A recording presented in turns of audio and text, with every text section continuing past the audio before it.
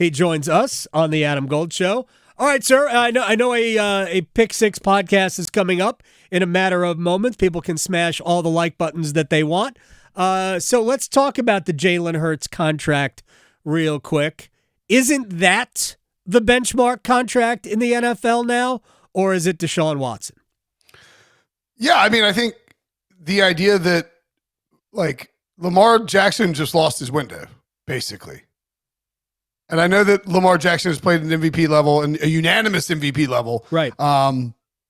The problem is Jalen Hurts just took basically the deal that Lamar was offered previously by the Ravens, which, you know, his deal includes $110 million fully guaranteed. That's a ton of money. I could live on $110 million. So what is the 179? Is that for injury? Yeah, I think that's for injury. I haven't seen the full contract yet, so we'll have to wait. I don't think it's been filed.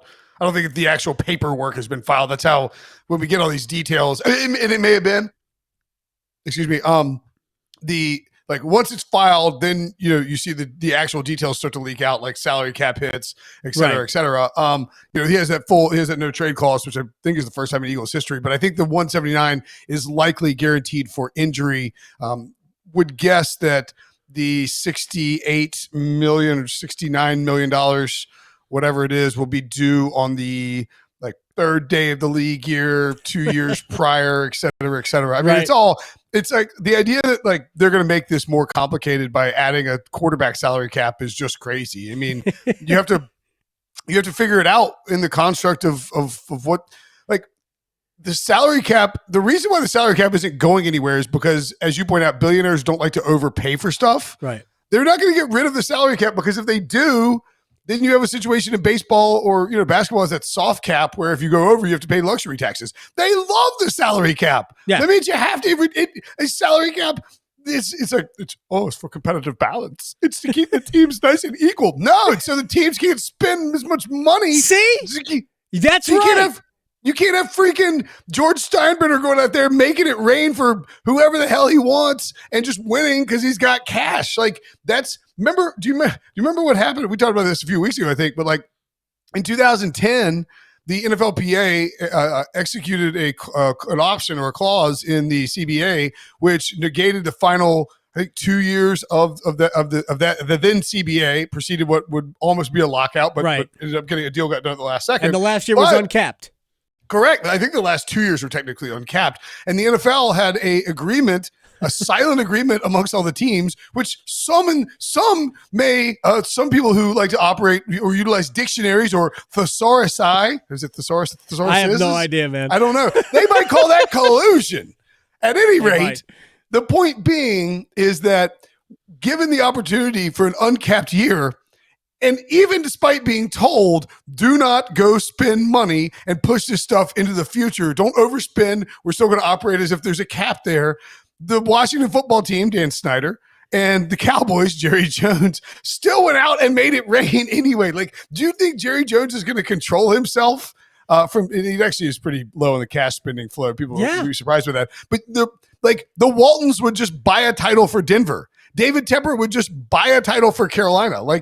Or try to anyway, and screw it up, I'm sure. Sure. But the point being is that the salary cap is, you know, it does create competitive balance in the NFL, except it doesn't really matter that much anymore. Everyone can sort of circumvent, to quote Joe Bluth, the salary cap. It now exists to keep salaries down and to keep spending down. That's all it is. Salary caps in every sport are simply to control owners from overspending. The NFL salary cap is an accounting trick. The NBA salary cap is just barely there. It's probably closer to what Major League Baseball system is than even the NBA wants to think about.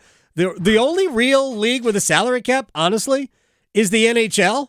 And even they can exceed it. Carolina was over it for a time this year. I guess they still are over it because you can get some money back if you have players out for extended periods of time. But that's the only league with a real salary cap. But none of it has been done ever for competitive balance. I wish people would understand that, because if they might say that, But ultimately, and I don't want to get into the weeds here. And maybe, but there probably was a time when competitive balance did matter. Well, and maybe it does, but it doesn't work out that way. So the data suggests that there's no impact on. That's my point. Is that what they say is about competitive balance over time has been proven to not be about competitive balance, because Major League Baseball with no salary cap has just as much or more competitive balance than the other sports. So maybe it doesn't matter. Maybe it's just a way for billionaires to keep more of their money. I just want to get to Lamar Jackson. Is the bigger deal is if Lamar is so dug in, then he's still not looking at this as the benchmark, that this is the one he needs to focus on, right? He wants more than what Deshaun Watson got. And so what's happened here so it doesn't really matter. Yeah, it doesn't matter. He's not going to get it. Because what's happened now is, and this is sort of, we talked about this, like the confluence of events, Lamar wanting a new contract, Deshaun getting that deal from Jimmy Haslam and the Browns, right? The nature of Lamar as a player, a 2019 unanimous MVP who's had not 3 years that were not that great or at least we're down from those numbers, which impossible numbers to replicate. A guy with a history of being injured the last couple of years who runs a lot, and you don't like. It's just this crazy, like, it's a perfect storm of stuff where Lamar wants this deal. The owners really don't want that to become a precedent, and now you have Jalen Hurts, and you're probably about to get Joe Burrow and Justin Herbert, who now can just say, "Give us the Jalen Hurts deal with more guaranteed money up front." Versus we want to. Those guys are going to like bang the table for fully guaranteed deals. No. Joe Burrow didn't want to do that. Pay Joe Burrow, and Joe Burrow is just going to take whatever the best deal on the market is. Like I guarantee you, he and Justin Herbert are just whoever goes first. The next one's going to be higher, and that's just how it's going to be. They're going to take they're going to take Jalen Hurts style deals because now Jalen Hurts has done that. He has set the new precedent for young quarterbacks to come in and to take less, not to take less money, but to take, you don't have to take this deal that is, I'm trying to find it. I don't think it's been uploaded yet. So we still don't have Jalen Hurts' we don't. Numbers built into there. We know what the cap hit is for next year, though. It's $4 million. It doesn't kick in until the following year. Right. It's an extension. It's amazing. Right. Howie Roseman is the best.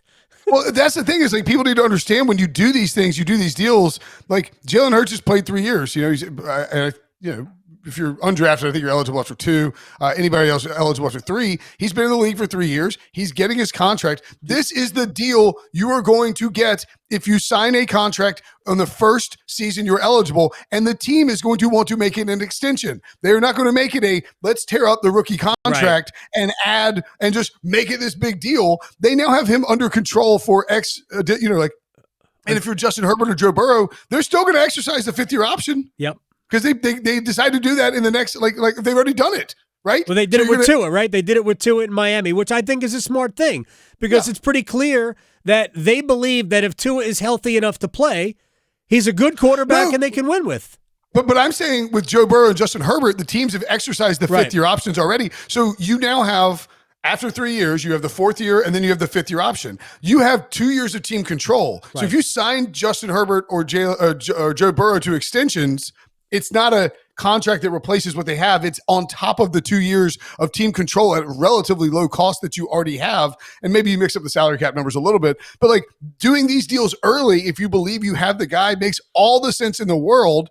And if you're that player, you're not going to push for a fully guaranteed contract because you haven't been through the franchise tagging process. Now, Lamar has been through his 5th-year option. He is now in the franchise tagging process. This is where rubber meets the road. If you really want to press this team and really want to press this issue, if it's me, I will take the 110, 130 fully guaranteed $1 million, and I'm just going to assume that I'm going to see most of that contract. I think that's where not having an agent hurts Lamar. All right, we got about a minute left here. I will just say this, that if Lamar Jackson was inclined to do that, he would have already done it. One would think so, yes. So he's not inclined to do it. The Deshaun Watson contract is his goal, and I think he's going to hold out for as long as he could. All right. Well, just very quickly, it's also so different once you get past that 5th year where you're like, look, I got two franchise tag, big money, fully guaranteed. I'm going to play those out. If you're Jalen Hurts, you're thinking like, I've got one more year on my rookie deal plus 2 fifth-year options. And if you're Burrow and Herbert, it's 4 years. So it's worth getting that cash in your bank account right now. And Lamar Jackson is already at the point where he got franchise tagged, and it was even the lower tag. Now. All right, final thing. I saw there's like this groundswell coming up now that we won't have an early run on quarterbacks. I've seen mock drafts that had quarterbacks on 1, 2, 3, 4. I'm about to do a weird one, buddy. Are you? We'll have two of the big four dropping out of the top 15 is what I'm guessing. But I think that's entirely possible because at some point we stare at these quarterbacks and go, you know what? He might be good, but he also might stink. So and you have to weigh that. So hey, Fields went 11, Mahomes went 10, Deshaun Watson went 12, and like we had better feelings about those guys coming into the draft. Yeah. So do you legitimately think that could happen, or are you just under the effects? I got all my troll out. I got my troll out last week. I legitimately believe that could happen. All right. Well, I do too, especially with the talent of offensive linemen. This draft edge rushers. Stinks. Yeah. Stinks.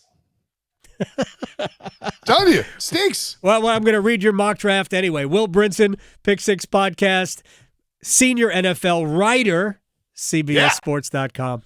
Thank you, my friend. I'll talk to you later. Yeah, man. Hey, if anybody out there's listening knows Will Newman, text him and tell him to cheer up, you sourpuss. Yeah, cheer up, Will Newman. I don't even know who that is, but I want him to cheer up because that's my guy, Will Brinson.